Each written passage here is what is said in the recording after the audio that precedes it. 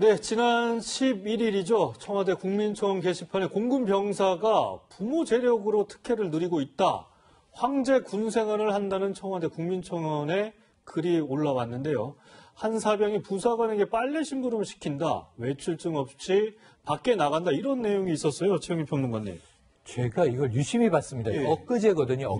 엊그제 나온 네. 속보인데 제가 공군 출신이에요. 네. 그래서 저는 거꾸로 봤어요. 부사관이 사병에게 간부가 이제 사병. 빨래 심부름을 시켰다더라. 요즘 장군도 이런 거 시키면 안 되죠. 개인적인 일. 이걸 우리가 갑질이라고 부르죠. 네. 최근에 공관병 갑질로 정말 이제 크게 혼난 장성들도 있습니다. 이제 이런 상황인데 부사관이 사병에게 또 갑질했나 보다.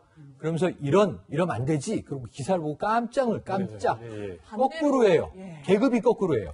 군대에서 가장 있어서는 안 되고 있을 수 없는 게 하극상인데, 아니 병사가 지금 병사가 뭐 일병인지 상병인지 병장인지 모릅니다만 부사관에게 상급자입니다. 네. 빨래 심부름을 시켰다. 그 다음에 이제 오히려 역으로 지금 하극상 갑질을 했다. 심지어는 외출증을 끊지 않고 영외 부대 밖으로 나가서 돌아다니고 사적인 볼일을 봤다더라. 심지어는 사병이 1인실을 쓴다더라. 그러니까요. 이게 1인실은 장교도 이제 간신히 1인실, 2인실을 쓰는 경우가 있지. 사병이 내무관 생활을 하잖아요. 네. 그래서 이러한 내용이 이 국민청원 게시판에 올라왔다는 이야기를 듣고 저는 이거 장난이겠지 하는 저도 생각을 뭐 했는데 잘못된 줄 알았어요. 이게 사실이면 깜짝 놀랄 일이고 적어도 우리나라 이 남성들의 대다수가 군복무를 하는데요. 듣도 보도 못한 일이 벌어진 거죠. 네. 네. 사실 병사가 1인 생활관을 사용한다 이런 내용 저도 정말 들어본 적이 없는데요. 공군 측에서는요 몇 가지 질환이 있었고 또 열이 나서 배려를 해줬다 이러는데요. 그렇다고 해도 생활관을 혼자서 쓸 수 있을까요? 네. 그렇다면 저는 아주 간단하게 병원으로 입원시키면 됩니다. 네. 군내 병원도 있고요. 예. 군 병원이 상황이 안 되면 군 밖의 병원으로 입원시키는 경우도 있어요. 만약 몸이 안 좋고 건강 이상이 있고 아팠다면 진단서를 끊어가지고 입원시키는 게 최선으로 가장 공식적으로 깔끔한데, 아프다고 1인실을 주는 경우 좀 못 봤습니다. 그리고 이제, 물론 저는 좀 한 30년 전 군대니까 네. 힘든 시절이라고 치고, 최근에는 군 생활이 많이 좋아진 건 사실이에요. 그래도 1인실은 안 주죠, 사병한테. 일시적으로는 모르겠어요. 제가 하루 이틀 정말 아파서, 정말 사랑하는 마음으로 병사를 하루 이틀 좀 방에서 쉬어라. 그랬다면 모르지만 이게 지속됐다면 문제가 있는 것이다. 이렇게 언급할 수 있겠습니다. 네. 사실 뭐 이게 청와대 게시판에 올라와서 사실이 아니라면 이게 공개도 되지 않았을 텐데 지금 공군에서 구체적으로 사실관계를 좀 파악하고 있습니다. 이호성 교수님. 그 아드님 계시지 않으신가요? 저는 주변에 이렇게 군복무가 가능한가라는 생각이 들기도 하고요. 저는 군 미필이에요. 네.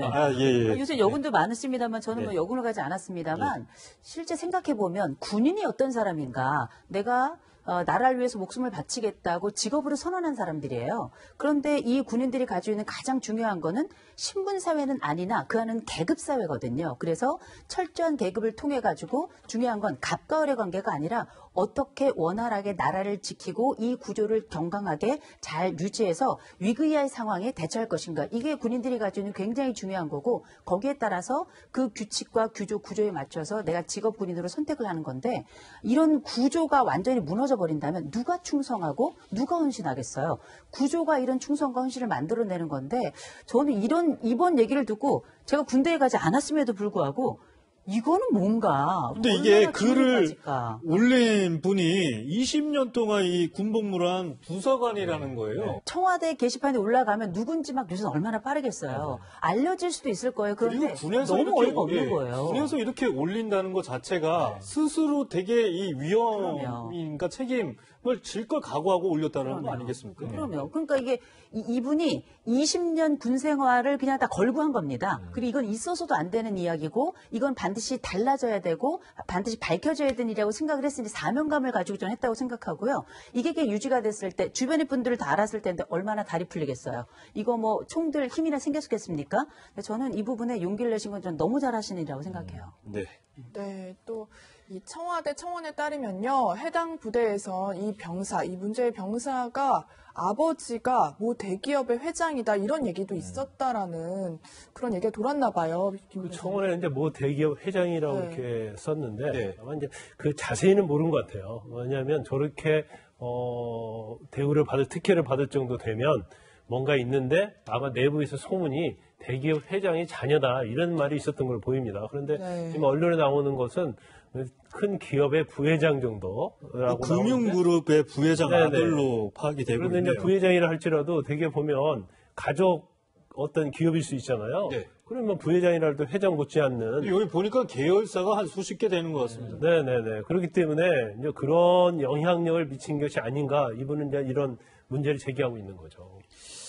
참, 이 공군이 현재 이 제보 내용이 사실인지 이제 파악하기 위해 감찰에 이제 착수했다고 하는데 이게 뭐 아예 근거 없는 얘기는 아닌 걸로 지금 공군도 얘기를 하고 있습니다. 김광삼 변호사님, 이게 사실로 밝혀지면 어떻게 되는 거예요? 이제 공군은 감사를 정말 철저히 해야 하고요. 이제 감사 내용에 따른 결과가 무엇인가에 따라 좀 달라질 것 같아요. 그러면 우리가 그냥 상식적으로 보면 뭔가 이 병사를 돌봐주는 뒷배가 있다고 볼 수 있잖아요.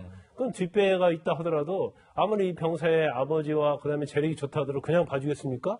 뭔가 결탁이 있었겠죠. 그럼 결탁의 어떤 가장 큰 문제점은 뭐 돈과 관련될 수 있고 만약 관련이 돼 있다고 하면 그건 뇌물과 관련이 될 수 있고요. 네. 그다음에 지금 청원 내용 중에 하나 보면 국군 수도통합병원이 오후 5시 반에 문 닫는데요.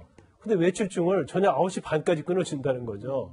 그러면 외출증 끊는 과정에서도 허위 공문서 작성이랄지 그런 부분이 문제가 될 수 있고, 그 다음에 뭐 근무지를 이탈했으면 이제 탄력 이런 부분들, 그 다음에 지금 부사관들이 물 심부름, 뭐 식사 심부름, 빨래 같은 거 했다고 그러잖아요. 그러면 이런 거에 대해서는 본인이 자진해서 했겠습니까? 아니 뒷배를 봐준 상사의 지시해서 했겠죠. 그러면 이런 부분은 직권남용이나 강요, 아주 뭐 조사만 철저히 하면 적용할 죄명은 굉장히 많습니다.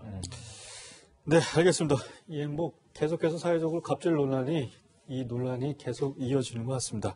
최영일 평론가님하고는 여기서 인사 나누도록 하겠습니다. 감사합니다.